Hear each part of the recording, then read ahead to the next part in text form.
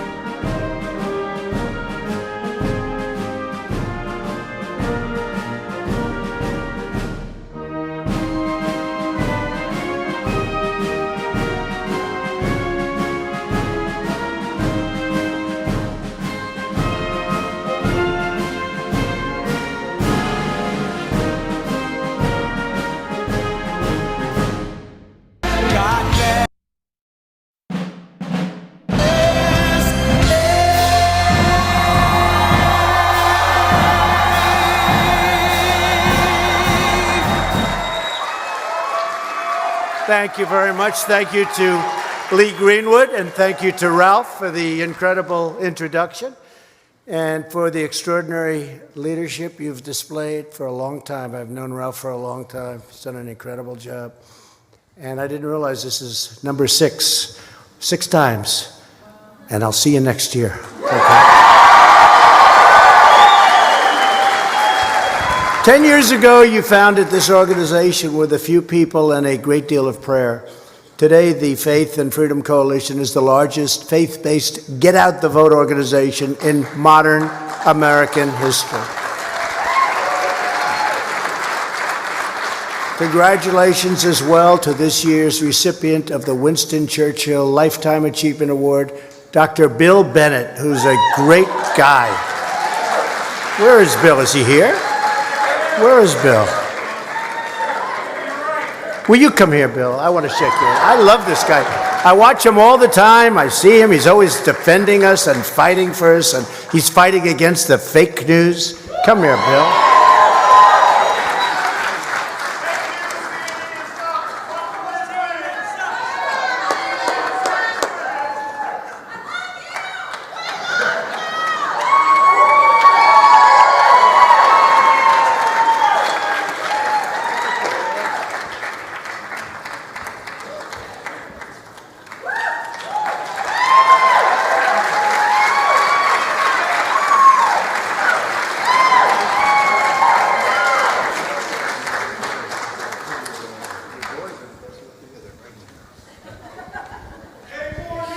Are his boys here?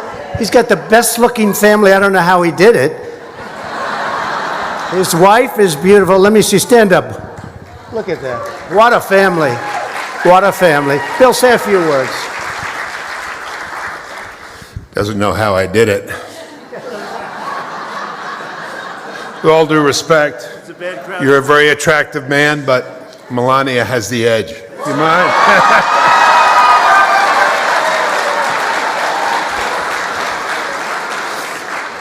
You'll excuse that. He's from Queens, I'm from Brooklyn. We talk like that. This is a great president. This is a great moment. This is a great meeting. Our country depends on you, Mr. President, and we're grateful for everything you're doing. The only thing I'd say is you said next year. How about the year after and the year after?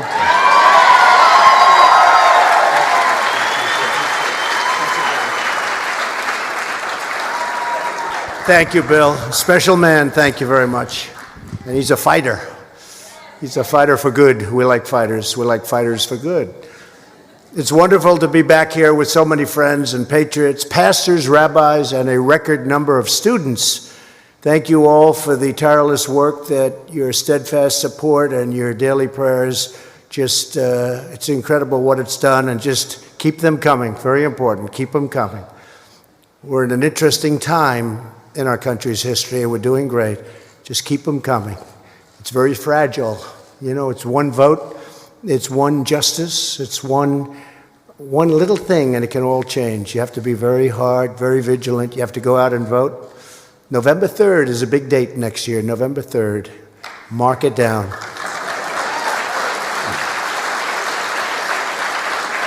But I want to thank you for your voice, your time, and your energy, and to knock on doors and make calls and educate voters and mobilize your fellow Americans. Because with your help, we will soon once again win a historic victory for life, for family, for faith, and for freedom.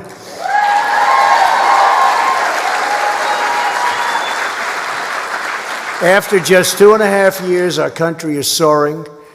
Our communities are thriving. Our economy is booming, perhaps like never before. We may have the greatest economy in the history of our country. And we're once again defending and promoting our great American values. And we're saying Merry Christmas again. Do you notice? Remember? I usually save that for November, December, but I was just thinking, as I mentioned, I was saying we're going to say Merry Christmas. They were all taking it down off the department stores, everything. You'd see a big red. They'd say Happy Holidays. No Merry Christmas. They're saying Merry Christmas again. It's very interesting. They're proud of it. Since the election, we've created 6 million new jobs. Nobody would have believed that. We've lifted more than 6 million Americans off of food stamps. And we're getting Americans off welfare and back into the labor force, and they're so happy, and they're making money, and they love what they're doing.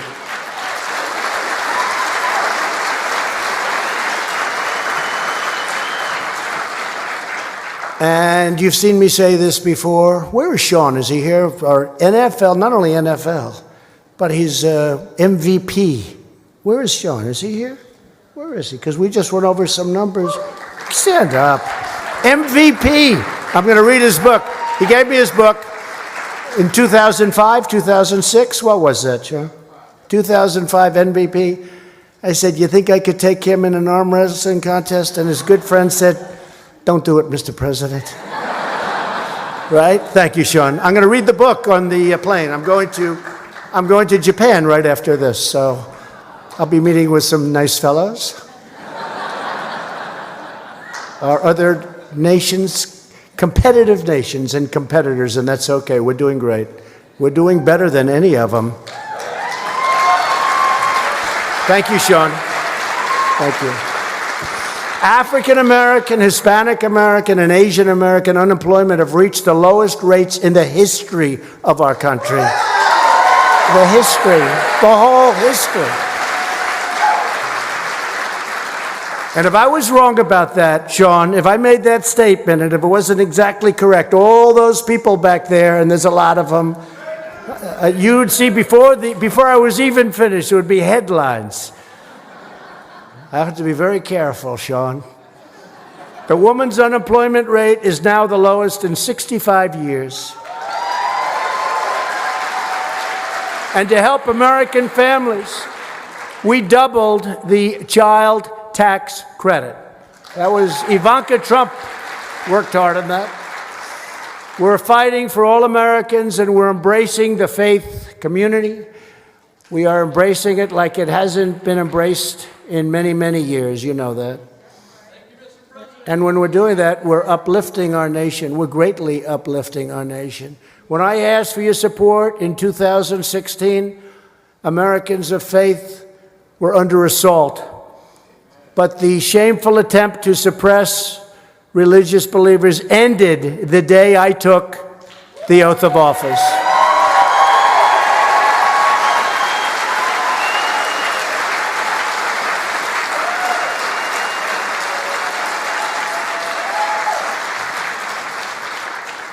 And now, by the way, because of what we did with respect to the Johnson Amendment, you know what I'm talking about? Our leaders, like all of the people that have been so supportive, our pastors, our ministers, our priests, our rabbis, all of our religious leaders, we're allowed to speak again. We're allowed to talk without having to lose your tax exemption, your tax status, and being punished for speaking.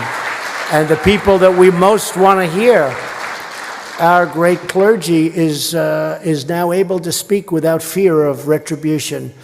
And I'm very proud of that. I said I was going to do that. I'm very proud of it. They can speak, unless they speak against me, in which case we'll bring it back. We'll bring back that Johnson Amendment so fast, Sean. I'm only kidding. I'm only kidding. They're going to take it seriously. You know, they're going to go out. We have breaking news. They're going to say, see, I told you he wants to be a dictator. I told you that. They are unbelievable what they do. You have to say it with a big smile on your face, otherwise, and even that doesn't work. Bill understands that, right, Bill? We're cherishing our nation's religious heritage once again. My administration has taken historic action to protect religious liberty.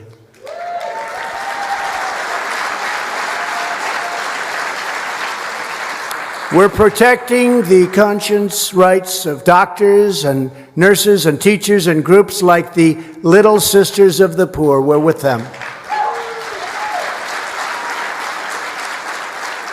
Made a lot of progress. We've taken action to uphold free speech on college campuses.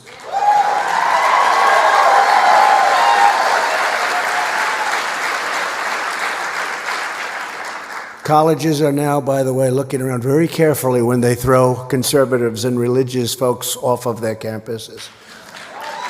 Looking around very, very carefully because they have a big, fat, beautiful monetary penalty to pay.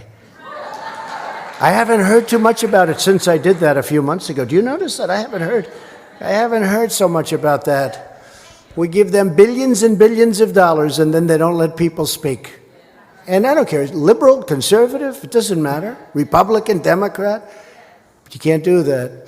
We're preserving our country's vital tradition of faith-based adoption, and we're proudly defending the sanctity of life .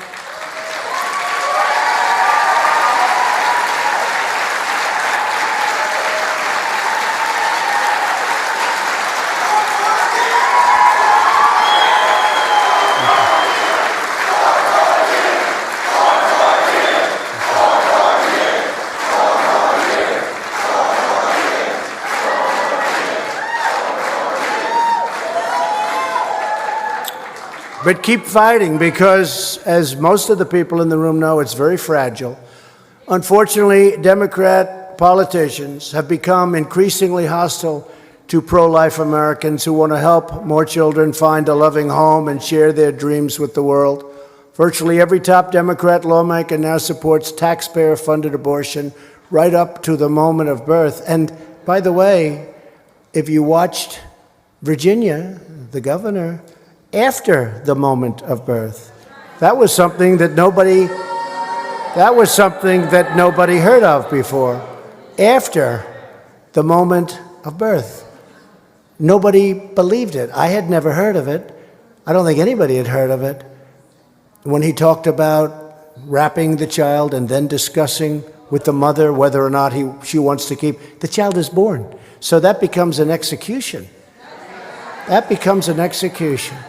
Every child, born and unborn, is made in the holy image of God, and that is why I have asked Congress to prohibit the late-term abortion of babies. And they'll do that.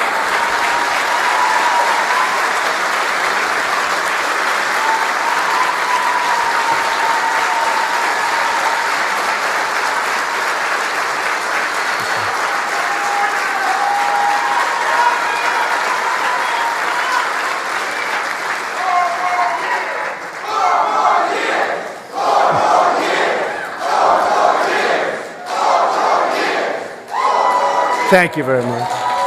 Thank you very much. Appreciate it. Thank you. Thank you very much. Thank you. During my first week in office, I reinstated the Mexico City policy. People thought that wasn't going to be happening. We've issued a final rule to prohibit Title X taxpayer funding from subsidizing the abortion industry. And just last month, our administration ended federal funding of fetal tissue research. All of us working to foster a culture that celebrates the sacred worth of every human life. And this can all change very quickly. Just remember, we've done things that nobody thought possible. We've done things that are so good and so righteous and also so fragile.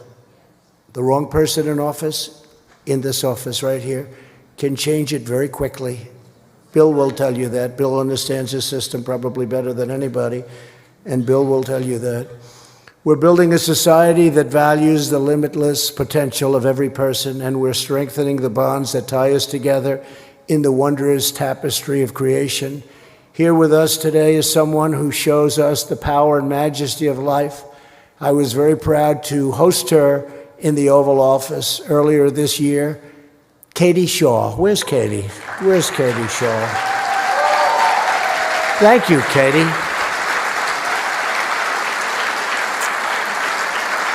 We had a great meeting, right? In the Oval Office. Thank you, Katie. You look well, really well. Thank you very much. Thank you. It's so nice. She was in the Oval Office and really made a great impression on everybody, and it was very exciting. Thank you very much for being here. Katie's from Indiana.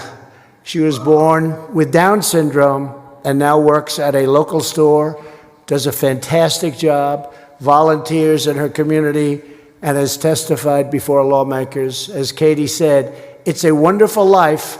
I've made the world a better place. And Katie, yes, you have. You have.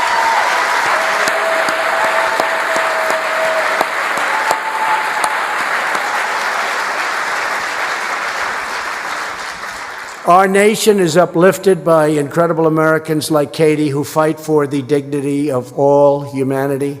My administration has also taken historic action to protect Americans' rights enshrined in the Constitution. Democrats are determined to pack the courts with radical left judges who will impose their own far-left views on the American people. That is why I will soon appoint my 145th judge to interpret the Constitution as written.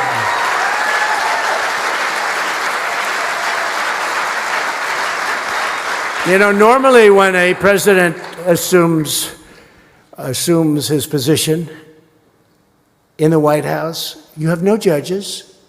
You come as they retire, they get sick, they pass away, things happen, and they leave, and you'll get 1, 2, 3. I inherited 138 empty spots. 138. I said, this is impossible, because President Obama either didn't get them through or couldn't get them through or something happened. But I said, how many judges do I have? Sir, you have 138 federal judges. 138, which is percentage-wise going to be a record. But the only one that has a record greater than mine percentage-wise is George Washington.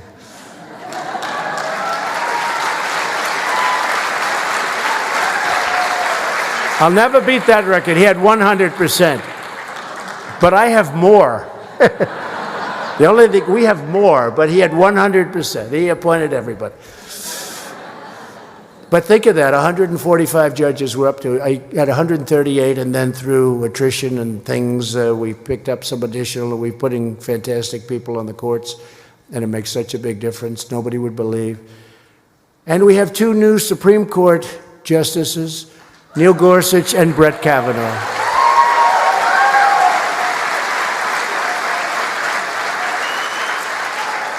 And exactly a year ago today, in a 5-4 decision, the Supreme Court upheld the First Amendment rights of pregnancy care centers. And just last week, the Supreme Court ruled 7-2 that the Peace Cross, wasn't that nice, right? There's one that would have come down. In a memorial, beautiful memorial in Maryland, which honors our heroes of World War I, but it's in the form of a cross, and they said it can stand on public land for all to see. Isn't that nice? It's so beautiful, and it takes up such an important place in that area, in that whole state. And they wanted to rip it down. They wanted to take it down because it was a cross. And we won that one just 2 days ago in the Supreme Court. Isn't that great?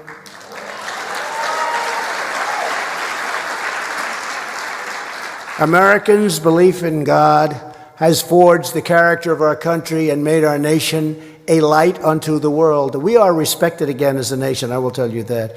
And I'm not only talking about from a religious standpoint. Our country is respected again.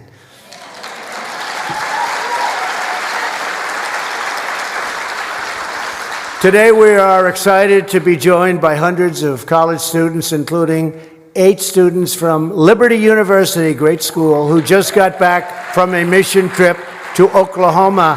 Where are you? Stand up, please. Wow.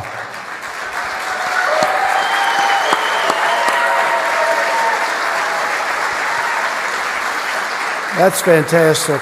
It's a great school, and Jerry Falwell's a friend of mine, and he was with me right from the beginning, and he's so happy about it. I could tell you stories. He said that he was so honored to be there. He understood from the beginning what was going along.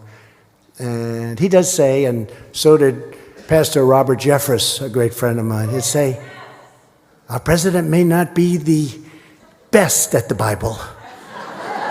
He may not have read it 2,000 times, but he's the best for us. And that's great.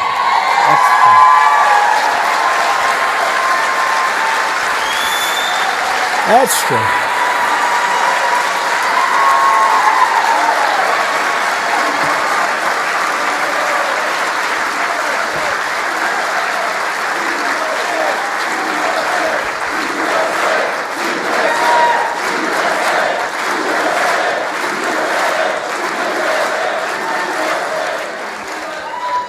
Thank you very much, everybody. Thank you. And who are those 17%, right? Ralph asked that question. I do. I want to talk to them. As one of the great students, Phoebe, recently said, every day on the trip is a chance to love others the way Christ loves us. Where's Phoebe? Stand up, Phoebe. Thank you very much. Very nice. Beautiful. So I want to thank Phoebe, and I want to thank the students who are here with us today from all over the country. We're really incredible what you're doing, and I think people have no idea the numbers we're talking about. You know, you see all of this stuff on television, and they're noisy, they're loud, they're rude, they disgrace us in so many ways, and they get publicity. But they don't realize that we have more than they do.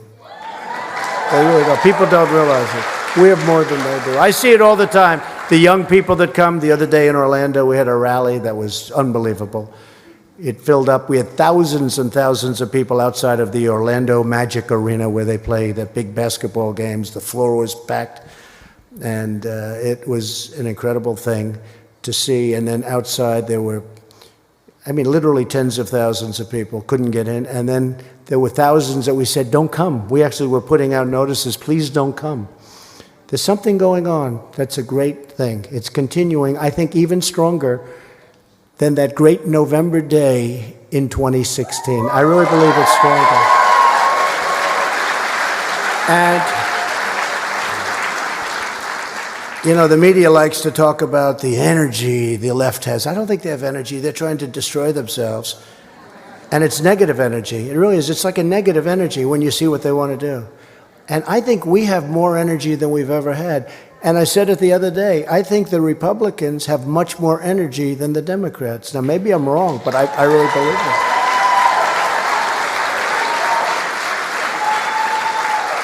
And they like to talk about 2018. Well, number one, in 2018, I didn't run. I wasn't running. I was helping people, and almost everybody I helped.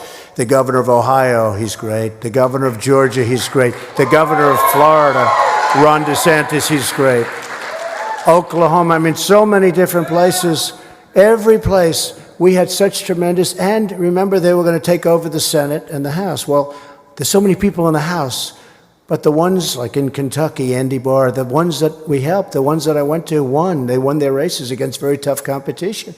But we held the Senate and picked up 2 seats, and nobody wants to talk about it. Nobody wants to talk about it. And if we didn't, we wouldn't be having judges, but nobody wants to talk about that. All they want to do is say, oh, they lost House seats. Well, you know, there's a lot of people running in the House. And what I did is I campaigned for senators, and we almost picked up another 3. We came very close to big upsets.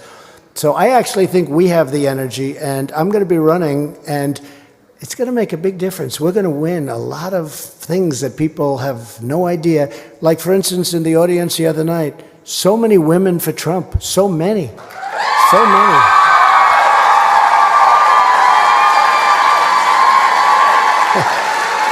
But they did the same thing. They did the same thing.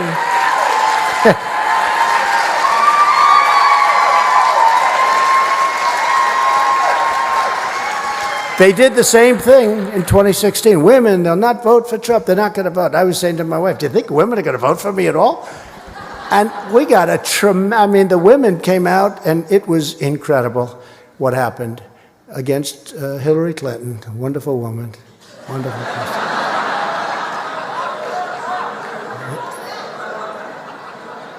Who dubbed us all the deplorables. She actually said 2 words, you know. You know the other word. She said deplorables and irredeemables. And I thought the word irredeemable was going to catch on. Shows you what I thought. Because I think irredeemable is worse than deplorable, right? Wouldn't you say, Bill, give me a definition. Isn't it worse? But the next day I made a speech. I'll never forget. She used it. You know, I didn't think too much about it. The next day I'm in this big stadium making a speech, and I see, we're the deplorables. We love you. Saying, where did that come from? See, that's why politics is a tough business. 1 word can put you right out of business, right? 1 word. That was not a good speech she made. I don't know who wrote it, but I don't think she'd ever want to use them again. The deplorables. The activists. The activists in this room, and that's what you should call yourselves. You're activists. Be an activist. They are activists. What they do is so terrible. Be activists. That's okay. There's nothing wrong with it. And the believers across our country, they strengthen our communities in countless ways, so many ways. That's why we're empowering Americans of faith to live by the Lord's calling, to love their neighbors. We've created nearly 9,000 opportunity zones with Tim Scott from South Carolina. He's a great guy. Great guy. He came in with this idea, and nobody had any idea it was going to work like this. There's never been anything that worked like this. It's incredible what's going on with opportunity zones, brand new, which give churches and investors more ways to rebuild distressed communities. And last year, with the help of many faith leaders, I signed groundbreaking criminal justice reform into law.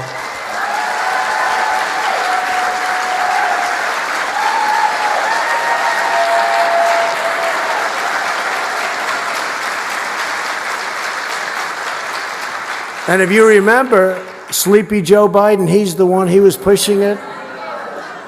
And that was a killer for Hillary Clinton. And I remember the first time I saw people real activists against Hillary because of her husband and what they did on criminal justice reform, and they did nothing to fix it. What they did, it was terrible.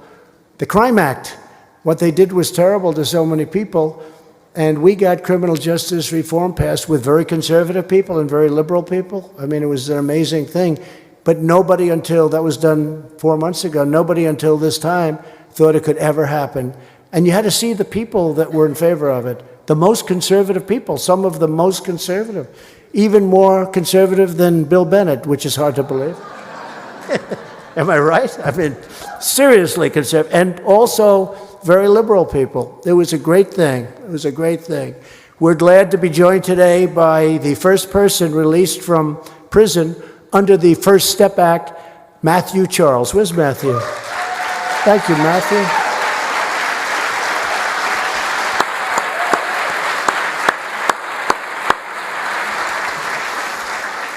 That was very unfair, what happened to Matthew and many other people. Many other people. We're very tough on crime, but what happened to some people was very unfair. So it's really great that you're here, Matthew, and I hear you're doing phenomenally well, and we appreciate it. What a great, great person you are. Thank you. Thank you. Thank you very much. To help our citizens overcome the grip of opioid addiction, big problem, we secured a record $6 billion in new funding, including support for treatment and faith-based organizations. And we've had a great, great experience. People don't know. Way down, opioid, way down. Unfortunately, other drugs sometimes take the place. Fentanyl is a disaster coming in from China. I'll be talking to President Xi about that tomorrow. But we have tremendous amounts of drugs that come in from places, and we got to stop it. And we're doing pretty well, but it's a tough. Every time you knock one, another one pops up.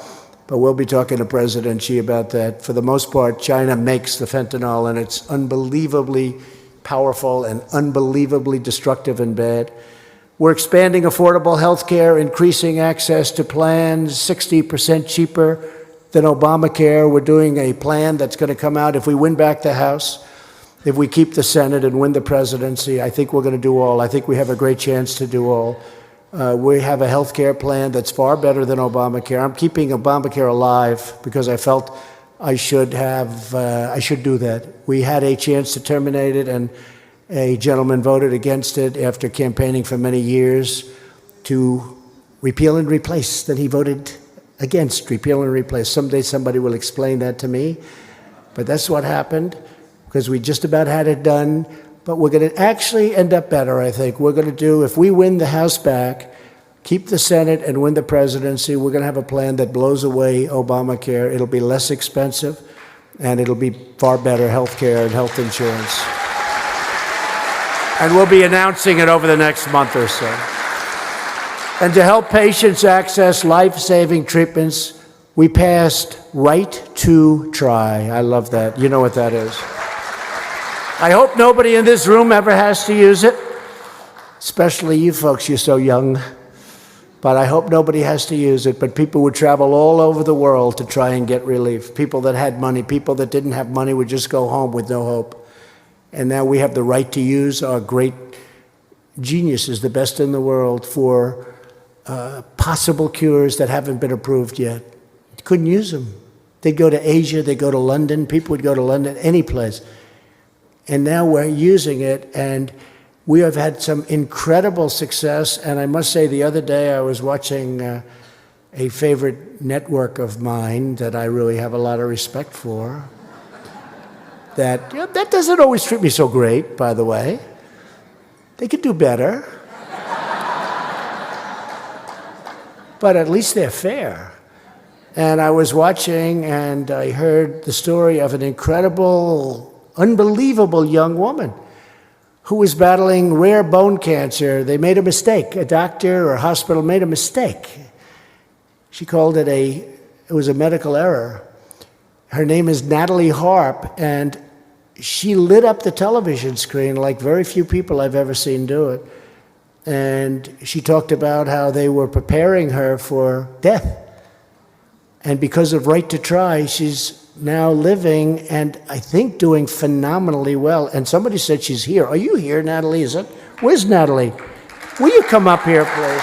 Come up, Natalie.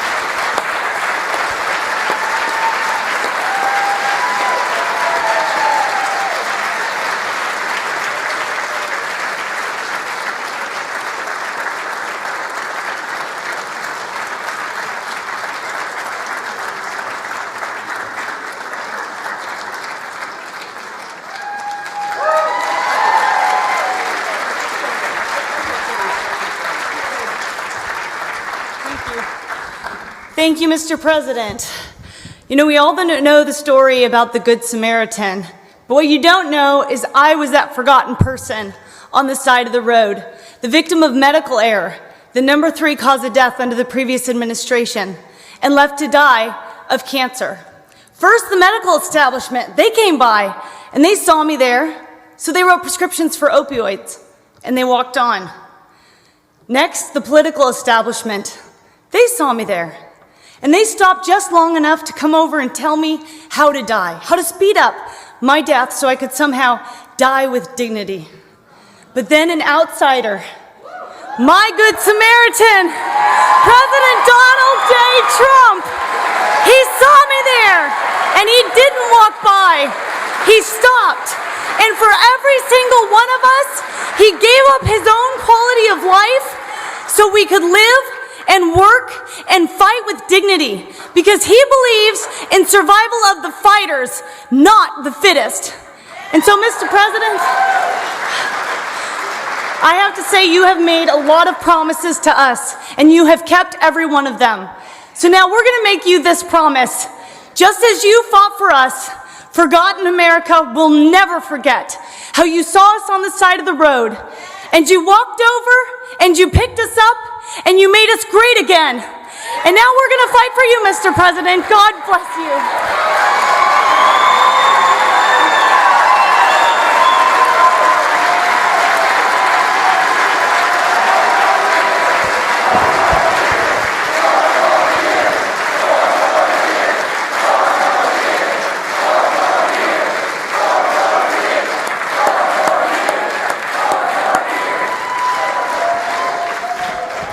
Thank you, Natalie. It was an incredible thing. I saw the pictures of Natalie. She was in a wheelchair, she was in a bed, and they showed, and it was so incredible. And they were actually preparing her for death. And because of Right to Try, they had a medicine that wouldn't have been approved for years, but it was very, very, it's looking good. It was looking very good. Now it's looking a lot better, Natalie, I have to tell you. I don't know what that was, but that sucker worked, Natalie.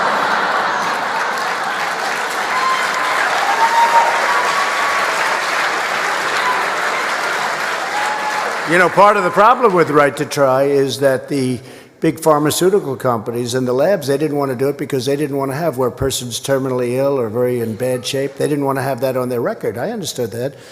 And so we didn't put it on their record. We made a second, record which people don't see and we don't want to show. You know, it's unfair to them, but they didn't want it on their record because people were very far along, unfortunately.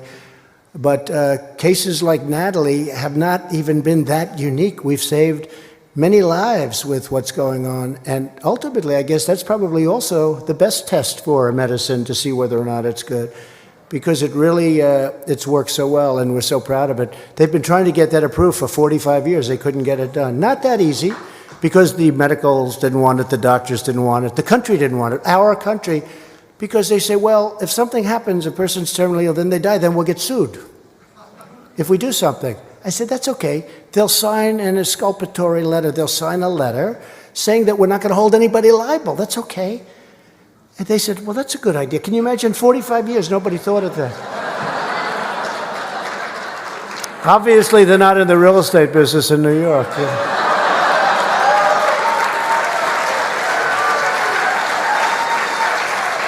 And we had great help from the Republicans, and we actually had some Democrat support, and we got it done. And to me, I thought that was going to be so easy. It was not an easy one, but we got it done, and got it done the way we wanted, properly and very strongly. And I just want to say that, Natalie, you are an inspiration. You really do. You lit up that screen. My wife watched. I said, you have to see this. It's a great invention. It's called TiVo. Okay? I don't want to be advertising, but you know, it's like better than television, because television, you never see it again. With TiVo, you play it back. I played it back. And my wife said, that is amazing. So we're very proud of you, Natalie. Thank you very much. It's so incredible person, incredible spirit. We want every American to have the chance to live and to dream and to thrive and to protect the safety and well-being of our citizens. We're securing our border, building the wall. It's being built right now.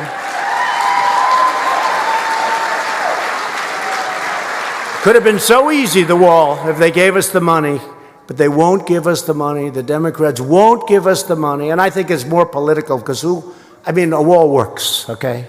They have drones. They want to give me unlimited money for drones, unlimited money for everything.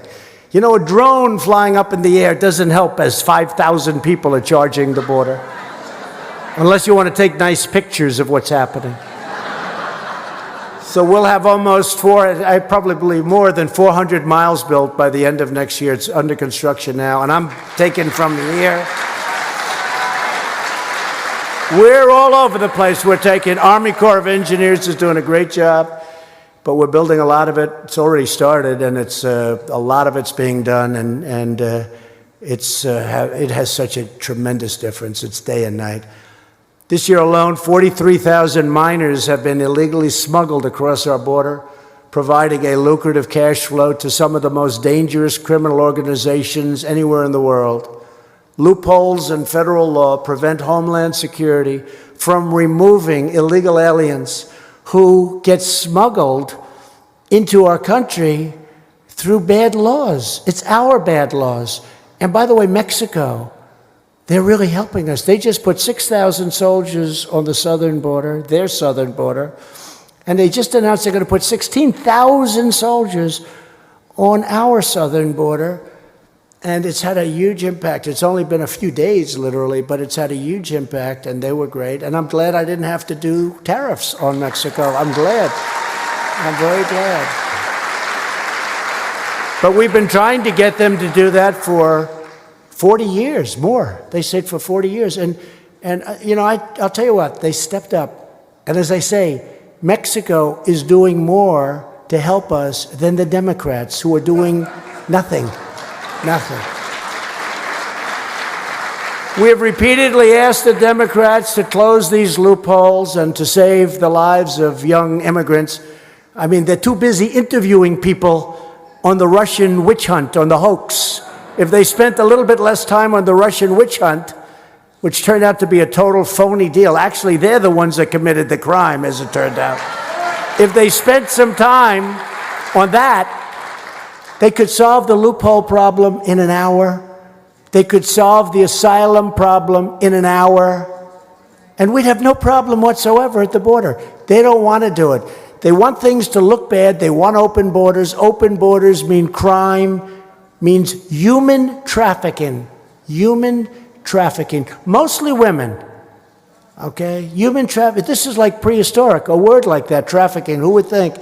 There's more human trafficking in the world today than there ever has been in history. Who would think that? You think of it almost as an ancient term. It's not. Because of the internet, all over the world, it's happening. Mostly women. And the Democrats don't want to fix it. Someday you'll explain this to me. And I actually think, even from the strictly political point of view, I think it's a terrible thing for them. I hope they, actually, I want them to fix it. I really do. But if they keep going in this path, who the hell would want to vote for them?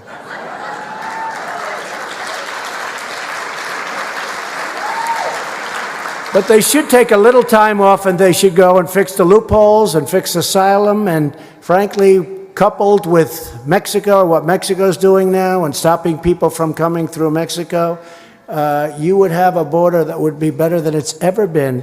And we'll be there pretty soon in any event. And as the wall goes up, every area that we build, we pick the worst areas first, but it makes a tremendous difference. Democrats who refuse to close these smuggling loopholes are effectively supporting and promoting child endangerment and exploitation. And they're making some very, very bad people, the cartel people, rich, very rich. People are saying they're making as much money or more money with people now as they do with drugs. These are rough people and they're bad people, and we could solve it so easily. They've got to fix the loopholes and fix asylum. The tragedy playing out on our border is the predictable result of Democrats' twisted obsession with open borders policy. They want open borders. You saw these massive caravans of 10 and 12,000 people, 15,000 people in one case. And in those caravans are some very good people. But also in those caravans are some very, very bad people. And they're probably put there by the countries who want to get rid of them, probably. I don't say that. But we were paying those countries $600 million a year, and I cut it off about 7 or 8 months ago. I said, look, they could stop these caravans. And then I took a lot of heat from Democrats that said, we want to pay them. Well, maybe if they get it right, but they're doing better for us right now. If you look, Guatemala, Honduras, El Salvador, they're doing much better for us right now. We're close to a safe third agreement with Guatemala, which we appreciate. They're doing much better for us now than when we paid them. When we paid them, they were just taking our money and laughing at us. Now they'll do anything to get that money back. And if they do a great job, I think we'll maybe do that, right? Does that make sense? But $600 million a year we were paying, and we were getting nothing but disrespect. And this is for many, many years. Now I took it away. And honestly, they've been, I think, much different. But they would put bad people in those caravans. They don't want killers. They don't want murderers. They don't want people that are criminals. So let's send them to the United States. And they're not doing that anymore. And we're doing some very strong work. And again, with Mexico having 6,000 soldiers at that border, that's a tremendous deterrent, I can tell you.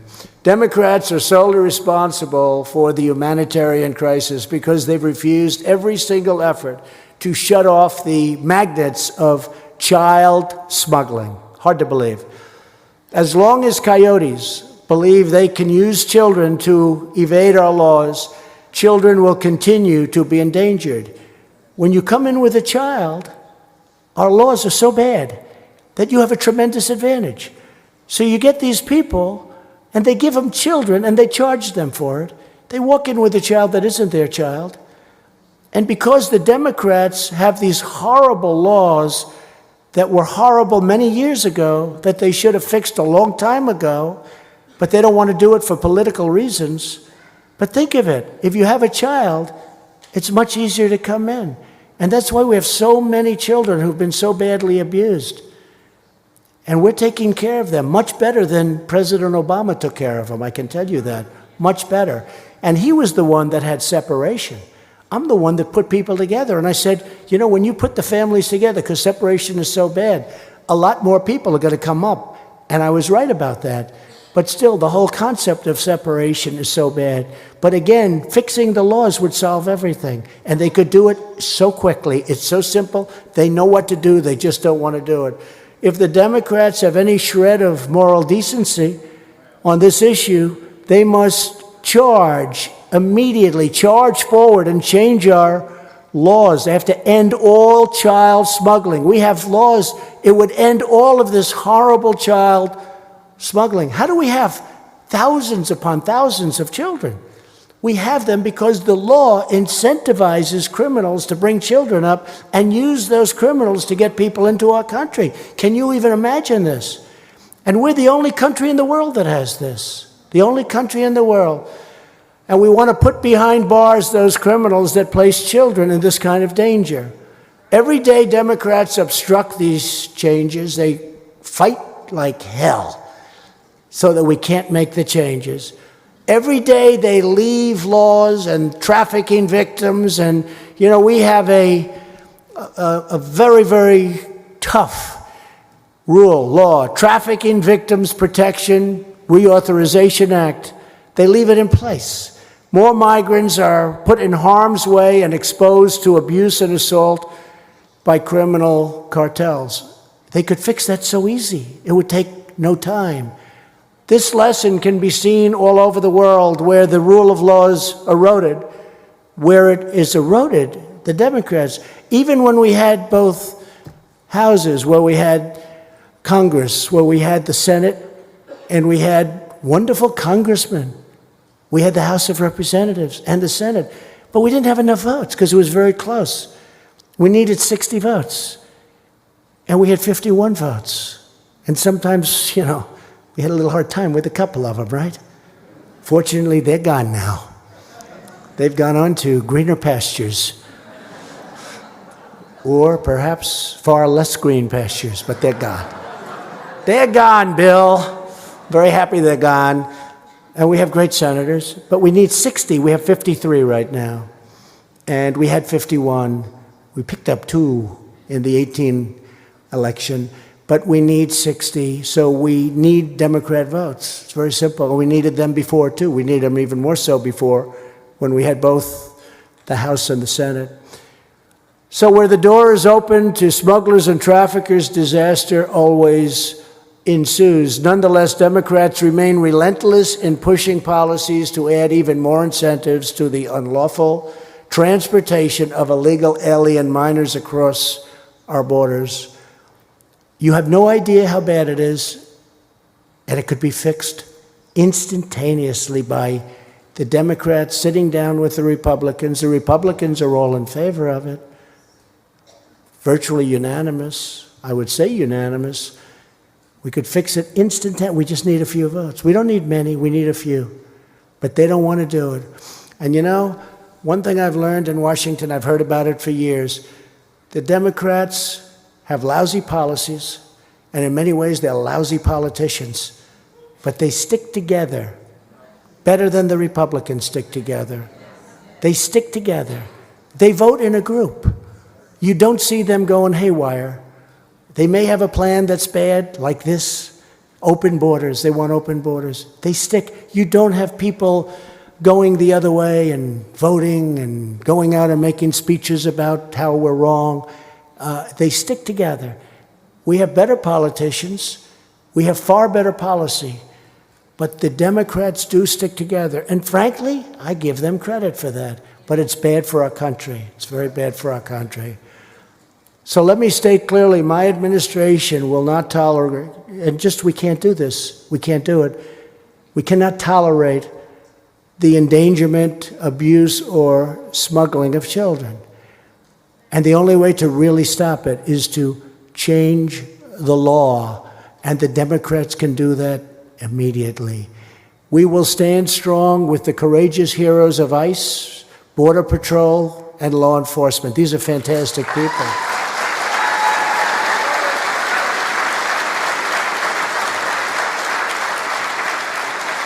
They want to get rid of ICE. ICE is these are great patriots, these are great people, but they're also tough. Sean can tell you about that. You need toughness at a certain point, Sean, right? You need physically tough, strong, tough. These are great people. Sean's a great person, but he's tough. It's okay. We need strong people. We need tough people. ICE goes into these areas where you have MS-13, and to them, it's like a day in the office. And they'll walk into the middle of a gang and they start swinging. I don't think I'd want to do it. I don't think too many people want to do it. But these are brave people, and they're great people, and they love our country. And you have some congressmen in particular, but also some Democrats, they want to get rid of ICE. I'll tell you what, you get rid of ICE, you're going to have problems, because we take MS-13 out of our country by the thousands. We take other gang members out and drop them back either into jails, which in a way I hate to do, because then we have to pay for them for 30 years. I hate to do it. But we bring them back to their countries and say, you handle them. Problem is that all of a sudden, 2 years later, you see them again, because our laws are so screwed up. To protect our nation, we're also rebuilding the United States Armed Forces like never, ever before.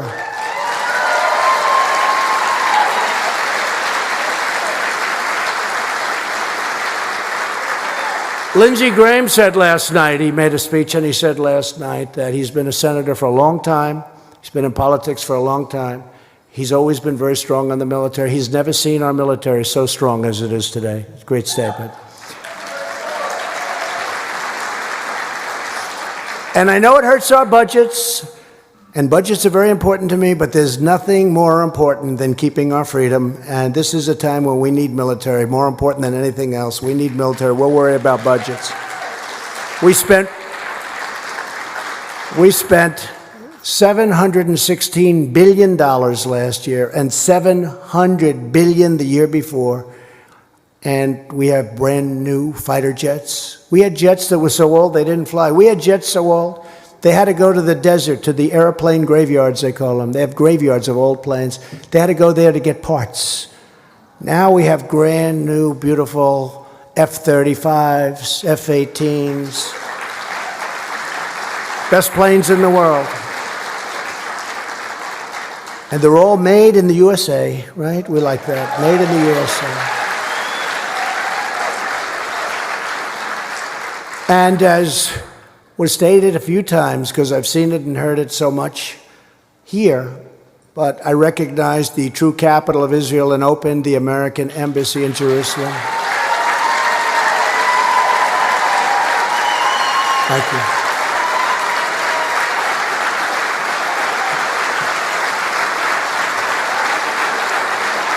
Thank you. Every president said they were going to do it. You go back many, many presidents, they said they were going to do it. They never did it. They never did it. And I understand why, because the pressure put on you once you get into office not to do it by other countries is amazing. I got so many calls, and I knew they heard I was going to do it in 2 weeks. I got so many calls from the heads of countries. So when I knew they were calling about that, I'd say, tell them I'll call them back in a week and a half. I'm very busy. I'm very busy. Because it's hard to tell, you know, a king no. They've never heard no before. So, you know, I don't mind telling them no, but what do I have to waste my time for, right? But I see why that other people, that they just didn't do it. They campaigned, I will recognize all of them. And they didn't do it. And they didn't do it. They didn't come through. This is many, many presidents, not just President Obama. He campaigned on it too, never did it. Bush campaigned on it. Clinton campaigned on it. Everybody did. They didn't do it, and I did it. But what I did with the calls, I'll explain this just to this first row of young geniuses from Liberty University. What I did is I didn't take the calls. And then after I signed the document, had a press conference, announced it, and now Jerusalem becomes the capital of Israel. This is a big thing, right? After I did it, I probably had 25 calls from leaders of countries who were going to say, please don't do it. I called them back. Hey, what's up? What's going on?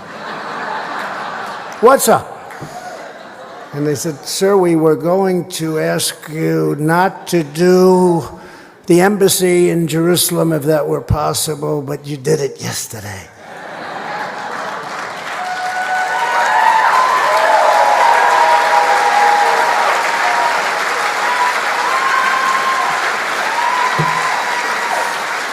And I said to all of them, I said, gee, I'm sorry, I wish I got to you a little bit earlier. And this year we recognized Israel's sovereignty over the Golan Heights. That was another big thing.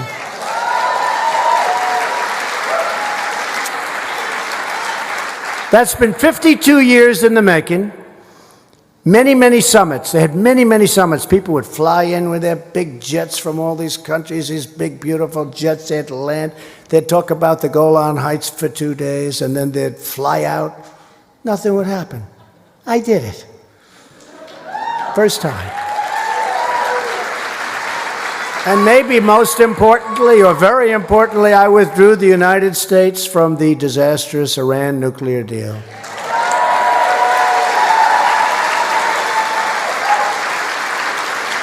Remember when they signed that deal? They were all screaming, death to the USA, death to the United States. They're screaming as we're signing a deal. Whoever signs a deal when they're screaming death to the USA? You got John Kerry, the world's worst negotiator, who, by the way, has totally violated the Logan Act, okay? You know, he's talking to them all the time, telling them what to do. Gee, don't do it. You're going to make me look bad if you do it. Don't make a deal. Wait Trump, he probably says, wait him out, maybe you'll lose the election. How about that? We have a long way to go, 15 months, right? And you have a guy saying, wait him out, maybe he'll lose the election. That's against the law. It's against the law. You can't do that. I'm supposed to be doing a good job. I tell you what, if it weren't for him, I really think they would have already been in negotiations with us, maybe even had a deal. But maybe that won't happen, and if it doesn't happen, that's fine with me. I have unlimited time, as far as I'm concerned. But that was a disastrous deal. Death to America, death to Israel. Remember, they're signing it, Kerry's signing, they're screaming, death to Israel, death to America. We've imposed the toughest ever sanctions on Iran, and we added more this week. My administration is also speaking out against religious persecution all around the world.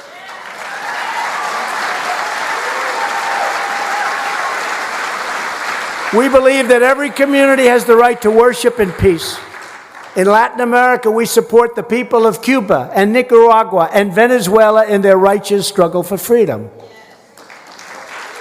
A lot of progress, too. In America, we reject the failed socialist ideology of government domination.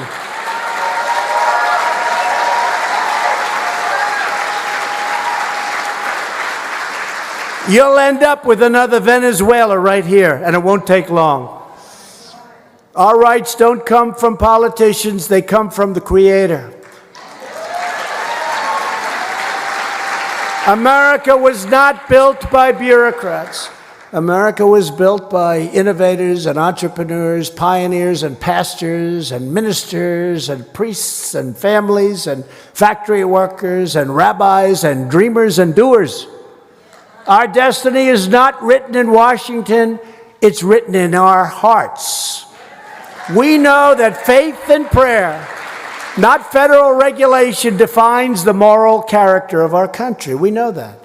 We know that families and churches, not government officials, know best how to create strong and loving communities. That's why our pastors and our clergy telling us what they think. I want to hear from them.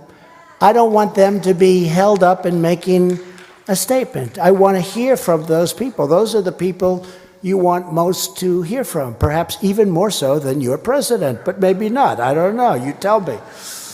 But I want to hear from them. I don't want them to be hurt or harmed or taxed because they're giving their views. Those are the views I want to hear. Above all else, we know this. In America, we don't worship government, we worship God.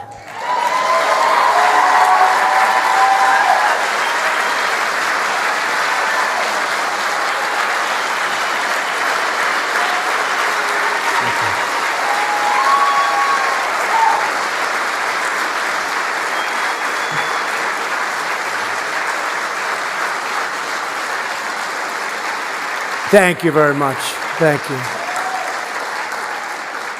We've got you back. Got you back. You came out like no movement in history. There's never been a movement like happened in 2016. Never happened before to that extent. There's never been a movement like that.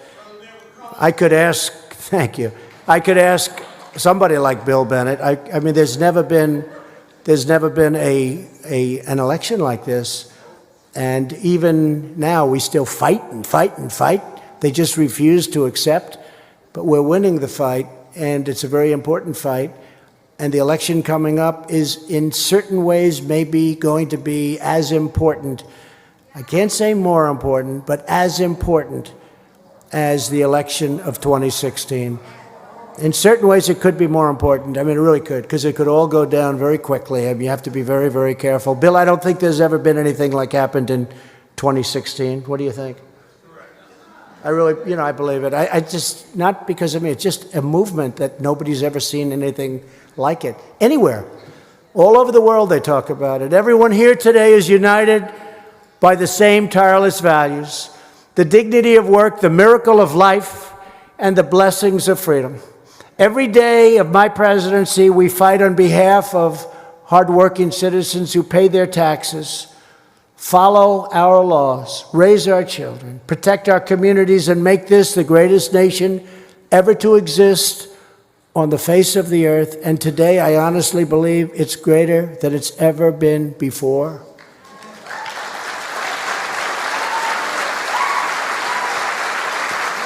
And I also think, very importantly, that we have more potential than we've ever had before. That's a very important thing. We haven't stopped. We have more potential. Do you know, if the stock market just sort of goes out nice and easy, some of the stats will be the greatest, the most successful June in over 80 years. Think of that. Over 80 years. And if it goes up a little bit more, it could even break the all-time record. But 80 years is not so bad. The choice of our future has never been clearer.